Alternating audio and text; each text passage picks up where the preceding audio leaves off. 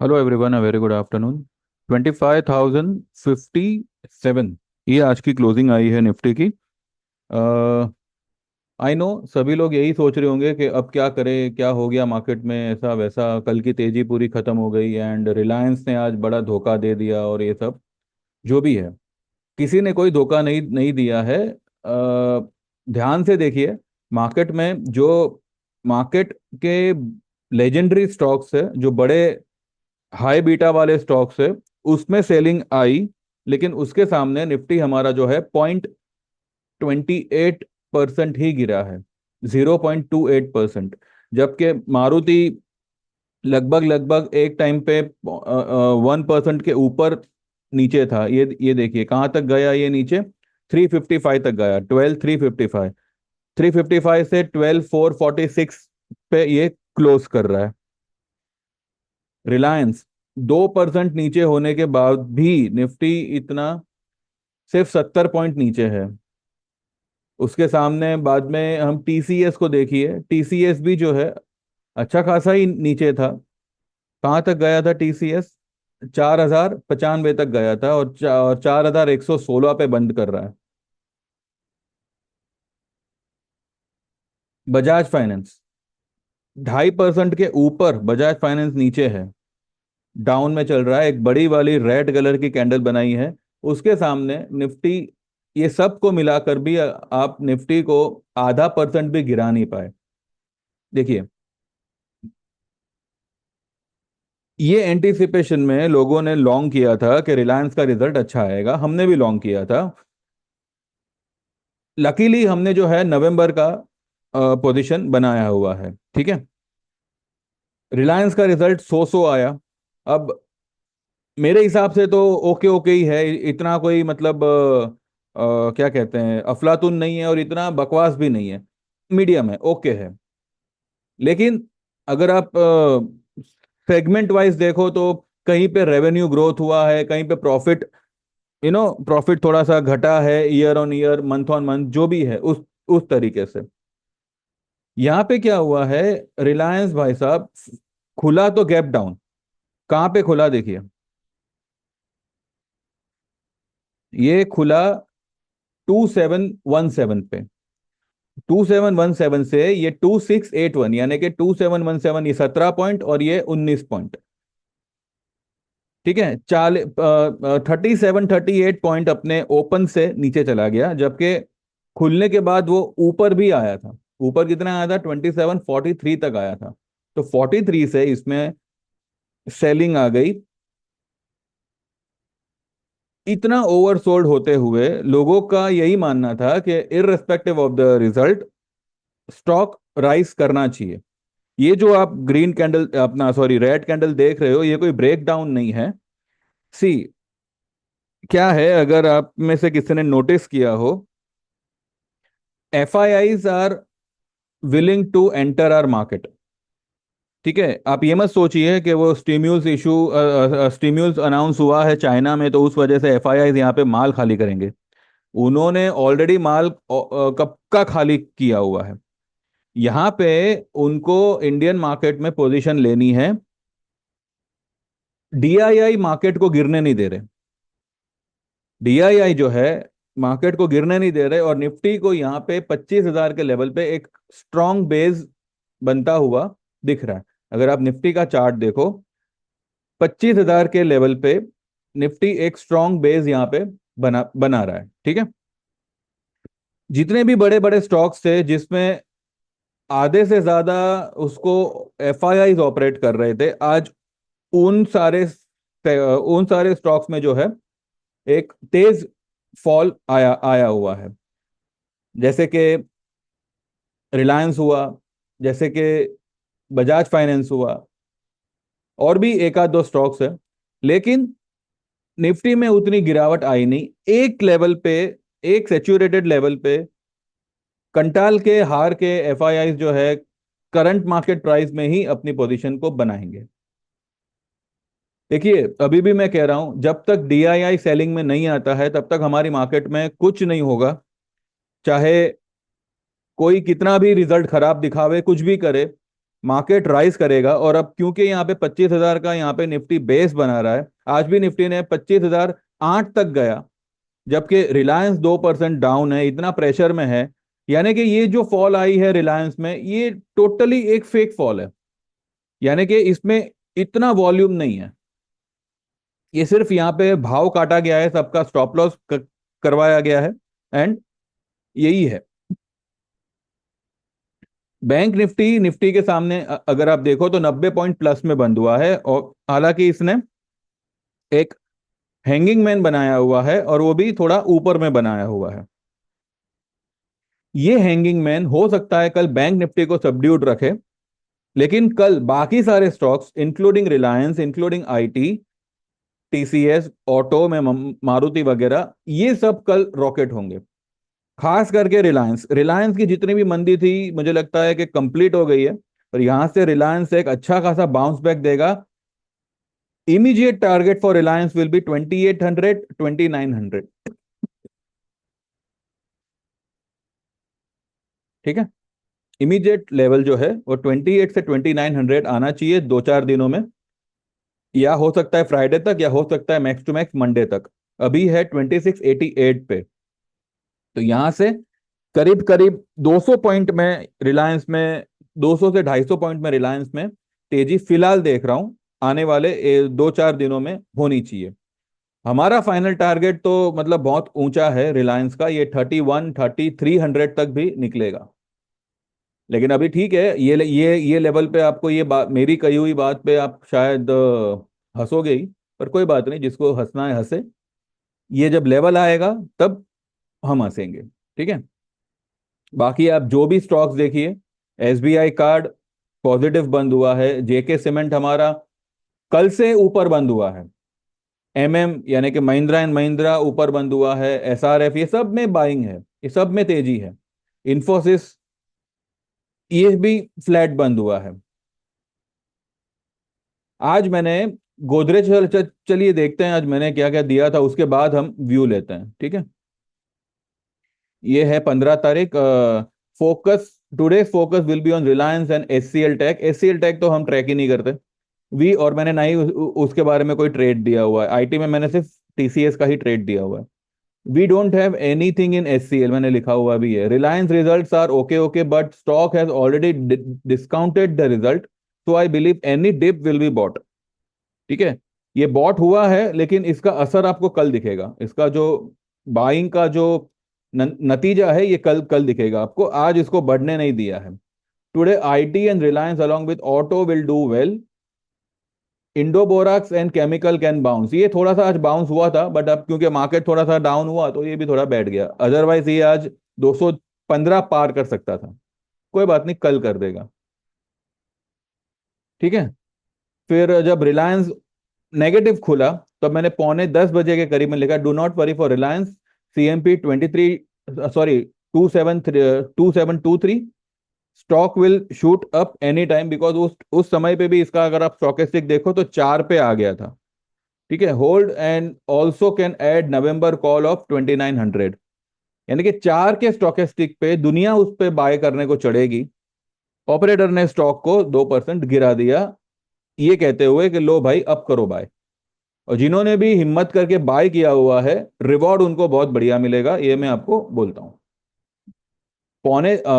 9:54 पे मैंने लिखा हुआ है कि those who miss yesterday's rally of Godrej Properties and AU Small Bank can buy today, buy Godrej Properties, CMP 305860, target होगा इसका 3100, 3150, 3200, 3160 आज इंट्राडे में इसने मारा है। 305860 पे स्पॉट लेवल्स पे मैंने इसको बाय करने दिया था, 3160 इसने मारा हुआ है, हम देखेंगे इसका रेट। और एयू स्मॉल बैंक 698 पे बाय करना है, 725 750 इसका टारगेट रहेगा। ये कुछ 695 पे बंद हुआ है। आइए देखते हैं हमारा गोदरेज प्रॉपर्टीज कहां तक गया। गोदरेज प्रॉपर्टीज नीचे कहां तक गया था, 3037 तक गया था। मैंने 3058 या 3060 पे मैंने बाय दिया हुआ था, वहां से ये 3037 तक गया। और ऊपर कहां तक गया, 3165 तक गया। ठीक है, 31550 वॉज माई टारगेट। टारगेट से 15 पॉइंट ऊपर चला गया और उसने क्लोज भी मेरे टारगेट पर ही दिया हुआ है, 3146 पे क्लोज किया हुआ है। तो ये एक ट्रेड हमारा आज सक्सेसफुल रहा। ठीक है, एयू स्मॉल बैंक वही है तो कोई देखने की जरूरत नहीं है। निफ्टी इज एट, ये मैंने लिखा है 10:26 पे, Nifty is at 25,060। It will rebound and may close in green. मेरा एंटिसिपेशन यही था कि आज ग्रीन क्लोज होगी, और मेरी तरह औरों का भी यही मानना था कि आज ग्रीन क्लोज ही होगा, और रिलायंस जो है एंड एंड में मार्केट को खींचेगा, पर ऐसा नहीं हुआ। लेकिन ये कल होगा। क्या है, अभी जो हम सोचते हैं वो एक दिन डिले हो रहा है। मैंने फ्राइडे को सोचा था कि फ्राइडे के दिन जो है बड़ी रैली होगी, वो फ्राइडे को नहीं हुआ, कल हुई। आज मैंने सोचा था कि रिलायंस सेकंड हाफ में रिबाउंड करेगा, वो आज नहीं हुआ, वो कल फर्स्ट फर्स्ट हाफ से, यानी कि कल वो सुबह से ही रिबाउंड करेगा। फिर मैंने बजाज फाइनेंस मैंने, आपको याद होगा मैंने कल ही कहा था, 7070 से लेके 7100 के आसपास अगर बजाज फाइनेंस आता है तो आप बाय करेंगे। ठीक है, तो मैंने आज बजाज फाइनेंस का नवंबर का 7300 का कॉल बाय करने दिया था, 190 195 पे। टारगेट होगा इसका 7500 इन spot, keeping a closing basis stop loss of 6025 below close. लेकिन हमने इसका स्टॉप लॉस किया नहीं है, 7025 के नीचे क्लोज हुआ है। लेकिन जो जो लोग भी मेरे इस ट्रेड पे चढ़े होंगे, मैंने उनको साफ साफ यही कहा है कि इसका स्टॉप लॉस नहीं करना है, क्योंकि स्टॉक काफी डाउन में है और अपने सपोर्ट लेवल पर है। ठीक है, तो इसमें हमने कोई स्टॉप लॉस किया नहीं है।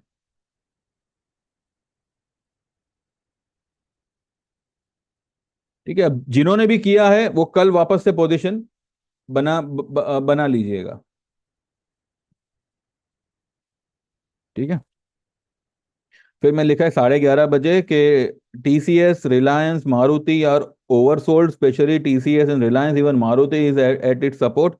अगर एवरेज ना करो तो कोई नहीं, लेकिन किसी का भी स्टॉप लॉस मत करना, इसी वीक फ्राइडे तक सारी पोजीशन प्रॉफिट में आएगी, होल्ड इट पेशेंटली। फिर मैंने 1:15 बजे 1:15 को निफ्टी सीएमपी 25025 है, ये रॉकेट होगा, ले सको तो नवंबर का कॉल ले लेना। ठीक है, टारगेट इसका होगा, पहला टारगेट होगा न्यू हाई, दूसरा टारगेट होगा 26,500 और तीसरा टारगेट होगा 27,200। ये आपको नवंबर में ही आता हुआ दिखेगा। इनफैक्ट 26,500 तो मुझे लगता है कि दिवाली तक आज आ जाना चाहिए। 26,000 तो आ ही जाएगा, 26,500 हो सकता है दिवाली के बाद, या मे बी दिवाली की जो छुट्टी होगी उसके बाद, जो 2-3 दिन छुट्टी होगी उसके बाद शायद ये लेवल आवे, या हो सकता है 26,500 दिवाली तक ही आ जावे। ठीक है, फिर 3:07 पे मैंने लिखा है कि जो है सब होल्ड रखना, एक शेयर या एक लॉट भी स्टॉप लॉस नहीं करना है, and don't worry about Reliance, Bajaj finance, Maruti and TCS. ये सब बढ़िया मूव देंगे ऊपर में, keep patience and hold everything. ठीक है, एंड ये तो मैंने आपको बताया गोदरेज प्रॉपर्टीज का। ठीक है, तो ये एक हमारा सक्सेसफुल ट्रेड रहा। देखिए, इंडो इंडो बोराक्स जो है आज कहाँ तक गया था, 205.50 तक गया था, अब 202.22 पे बंद आया हुआ है। इसका जो फ्लैग पैटर्न है ये मेरे ख्याल से कंप्लीट हो चुका है, और कल मुझे लगता है कि स्टॉक खुलेगा ही गैप अप। कल मार्केट भी गैप अप ही खुलेगा, और रिलायंस कल मार्केट मूवर होगा। ठीक है, रिलायंस कल एक बहुत बड़ी वाली मूव दे दे सकता है, लेकिन अगर बड़ी वाली ना भी दे तो कल से रिलायंस में आप तेजी देखने चाहिए, और बहुत ही बढ़िया तेजी आप इसमें देखोगे। टीसीएस भी जो है अपने लेवल पर ही है, ये वाले चार्ट पे अगर देखो तो टीसीएस ने एग्जैक्टली अपने लेवल पे बंद किया हुआ है, हल्का सा नीचे है, पर ठीक है, वो बेनिफिट ऑफ डाउट इसको देना चाहिए, और यहां से जो है ये ऊपर की तरफ निकलेगा। हाईली ओवरसोल्ड है इसका। आप स्टोकेस्टिक देखो तो 10 पे है। रिलायंस का देखो, रिलायंस का स्टोकेस्टिक 4 पे आ गया है, 4.81 पे आया हुआ है। सुबह में तो ये 4 पे था। ठीक है, इसका RSI 28 पे है। अब इतना बड़ा market mover high beta stock का RSI 28 पे है, आंख बंद करके आपको ये स्टॉक में आना चाहिए। ठीक है, तो ओवरऑल सिर्फ इतना कंक्लूजन है कि आज का दिन भी हमारा वेस्ट हुआ। जो हम रैली का सोच रहे थे वो आज भी नहीं हुई, लेकिन कल से मुझे 100% यकीन है कि कल से जो है मार्केट में रैली होगी। और अब बीच के कोई लेवल नहीं नहीं होंगे। हमारा डायरेक्ट टारगेट होगा अब 26,277, यानी कि 26,300 मान के आप चलिए। वो बीच में 25,500, 25,800 सब साइड में कर दो। सीधा अब नया हाई हमारा टारगेट होगा 25,000 का। इसका बेस बन गया है निफ्टी का। निफ्टी अब यहां से एनी टाइम बाउंस देगा। हो सकता है आज ही जो है गिफ्ट निफ्टी प्लस हो जावे। ठीक है, any time it will bounce and the first target is 26,300। Second target 27,200 और मे बी 500। बहुत लंबे टारगेट्स है, बहुत बड़े टारगेट्स है, पर ये आपको आते हुए दिखेंगे। बेस से 2,500 पॉइंट निफ्टी भागेगा, यानी कि 25,000 का अगर हम बेस मान के चल रहे हैं, अगर ये बेस इंटैक्ट रहता है 24,700। ठीक है, 24,700 का स्टॉप लॉस लगाइए। Go long in Nifty for the target of 2,500 point ऊपर में। बीच में कहीं पे भी आपको बुक करने की जरूरत नहीं है। कॉल ले रहे हो तो नवंबर के लीजिएगा, अक्टूबर के नहीं लीजिएगा। ठीक है, चलिए बाकी कल मुझे लगता है कल MM फाइनेंस कल अच्छा खासा रिबाउंड होगा। मैं ये भी कह रहा था MM फाइनेंस के लिए कि काफी ओवरसोल्ड है। Any time it will rebound, any time it will rebound. क्योंकि देखिए ये लेवल पे ही ओवरसोल्ड हो चुका था। इसका स्टॉकेस्टिक 2 पे आ गया था। कल भी ये ऊपर गया, गैप अप खुला, वापस नीचे आया और आज खींच लिया। ये अब वन साइड ऊपर की तरफ निकलेगा। इसका पहला टारगेट ही अगर हम मान के चले तो 322 मान के चलिए। 322 आया, you can book your profit. अगर आपके पास में फ्यूचर है तो, अगर आपके पास में कोई ऑप्शन है तो जैसे जितना जल्दी हो सके एटलीस्ट बाय फ्राइडे तक तो आप इसको होल्ड करो। फ्राइडे तक तो मुझे लगता है आज जाना चाहिए 300, 300 प्लस या 310, 320 के आसपास तो आ ही जाएगा। देखते हैं, चलिए अगर इसी तरह का मूव दिया तो हो सकता है कि अगले फ्राइडे तक आवे। लेकिन इतना मैं कह रहा हूं, ये महीने का आपका कोई भी ऑप्शन होने दो, ये फ्राइडे तक ही आपको आधे से ज्यादा में आपको आपका प्रॉफिट आता हुआ दिखेगा। वर्स्ट केस में अगले ट्यूसडे वेडनेसडे तक। लेकिन कल से आप मार्केट में एक अच्छी खासी रैली देखोगे, ये मैं समझता हूं। ठीक है, देखते हैं। तो बस इतना ही है। बाकी सर्विस के लिए देखिए, जो लोग भी आना चाहते हैं, don't waste your time. Market के मूवमेंट पे मैं क्या कह रहा हूँ वो कहना सही है कि नहीं, मैंने अब तक जो बोला है थोड़ा आगे पीछे सही, लेकिन वो हिसाब से मार्केट में ऐसा वैसा मूवमेंट आया हुआ है। तो don't waste your time, just WhatsApp me 9082503553 पे व्हाट्सएप करिए। आपका नाम मेंशन करिए, आप कहाँ से हो, और आपको 1 महीने की, 3 महीने की या 12 महीने की सर्विस ज्वाइन करनी है। ये आप उसमें लिखिए आपको कौन सी सर्विस ज्वाइन करनी है। 1 महीने के चार्जेस है 1,500, 3 महीने के 3,000 और 12 महीने के है 8,000। जो 12 महीने वाला होगा वो फिलहाल 15 नवंबर तक 8,000 है। 15 नवंबर के बाद में इट विल बी 10,000। ठीक है, या फिर अगर आप 3 साल की एक बार में एनरोल करना चाहो तो 3 साल का चार्ज होगा 18,000। तो आप उस वो भी एनरोल कर सकते हो। ठीक है, ये एक नॉन रिफंडेबल अमाउंट है। इसमें हम इंस्टॉलमेंट वगैरह कुछ अलाउ नहीं करते। आपको वन शॉट में पेमेंट करना है, चाहे आप 1 साल का करो चाहे 3 साल का करो। और हम वीकली ट्रेड्स तो फिलहाल तो अभी वीकली ट्रेड्स तो बंदी होने हैं। और जीरो हीरो वगैरह ये सब मैं प्रोवाइड नहीं नहीं करता। ठीक है, जैसे आज मैंने ये दिया था अपना गोदरेज प्रॉपर्टीज, वो आज हमारा जीरो हीरो ही था। ठीक है, 3,050 पे लेना है, 3,150 हो गया। 100 रुपये आपको यहाँ पे खड़े खड़े मिल रहा है। और फ्यूचर में अगर आप ले रहे हो तो 100 रुपये का मुनाफा हो रहा है। तो देख देख लीजिए, अगर आप इस तरीके के ट्रेड चाहे तो you can join our service. And what what else, हाँ बस इतना ही है, ठीक है। चलिए then, thank you very much, subscribe this channel and please like this video and see you tomorrow morning. देखते हैं मार्केट कल कैसे बिहेव करता है। Thank you very much, bye bye, take care, all the best.